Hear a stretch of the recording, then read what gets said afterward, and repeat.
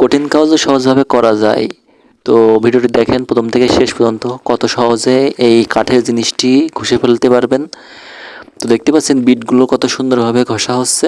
তো অবশ্যই বিটগুলো ঘষতে হলে আপনি সিরিজ কাগজটি সুন্দরভাবে 3 ভাঁজ করে নেবেন, কিন্তু কেটে নেবেন ছোটো করে, তাহলে বিটি বিটি দিয়ে ঘষতে পারবেন ডিজাইনের ভিতরগুলো।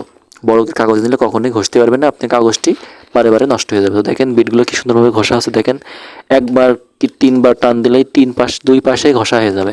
তো ঘষার জন্য অনেক সময় বলে যে হাত খেয়ে যায়, তো হাত নষ্ট হয়ে যায় ঘষলে সিরিজ কাগজ। তো তার জন্য দেখেন আমরা এই যে এটাকে বলে মাস্কিং টেপ, এই টেপগুলো আমরা আঙুলে মেরে নিই যাতে সহজে না ক্ষয় হয়ে যায় হাতগুলো।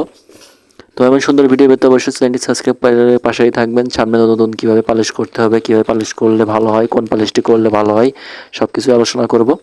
তো এটা দেখতে পাচ্ছেন 120 নম্বর কাগজ, মোটা কাগজ। এটাতে পয়লা ঘষে নিতে পারেন, কারণ এটা দিয়ে ঘষবেন কখন, যখন দেখবেন যে কাঠে বেশি অতিরিক্ত আঁশ আছে, তখন আপনারা এটাতে ঘষে নেবেন উপর, তারপরে চিকনটা দিয়ে ফিনিশিং দিতে পারেন। ফিনিশিং দিলে দেখবেন যে একেবারেই তেলতেলে হয়ে যাবে, কোনো রকম হাতে কোনো আঁশ বাঁধবে না।